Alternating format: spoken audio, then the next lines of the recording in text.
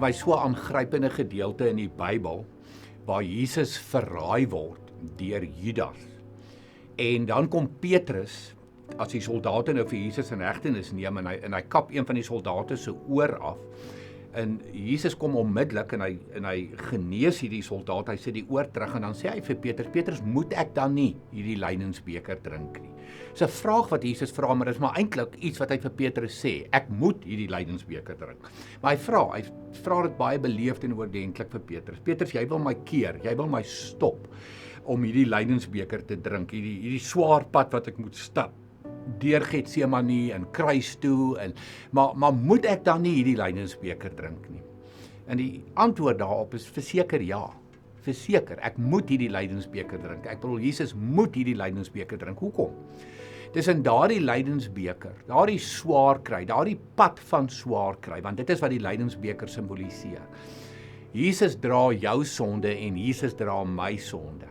En dis asof hy die lydingsbeker, as hy dit drink, dan drink hy my sonde en hy drink jou sonde, hy word ons sonde en daarmee gaan hy kruis toe, daarmee gaan sterf hy.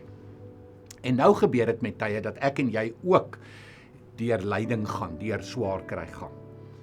En ons skop daarteen en ons worstel daarteen. Nou kom ons sê vir mekaar, dit is nooit lekker nie, dit is nooit maklik nie. Maar dit is partykeer ook nodig vir jou en vir my om die lydingsbeker te drink, om deel te hê aan Jesus se dood, om deel te hê aan sy lyding, beteken dat swaar kry is ook deel van my lewe en swaar kry is deel van jou lewe. Daar is soveel voorbeelde van kragtige geestelike leiers in die wêreld wat deur geweldige pyn gegaan het. Ek dink aan die bekende Rick Warren, wie se seun sy eie lewe geneem het.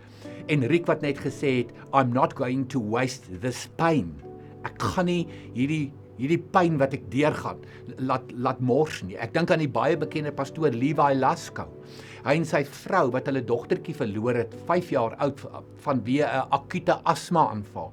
Vandag het hulle hierdie verskriklike kragtige bediening rondom pyn en seer en lyding en om mense deur dit te help. Hoekom?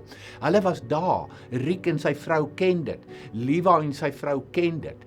So moenie nee sê vir die lydingsbeker as dit in jou pad, oor jou pad kom en in jou rigting kom nie. Die Here wil dit gebruik.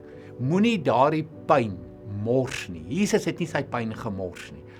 Ek en jy is wie ons is vandag danksy die lydingsbeker wat Jesus gedrink het. En daarom kom ek en jy, wanneer dit oor ons pad kom, drink ook ons lydingsbeker sodat dit vir ander baie kan beteken.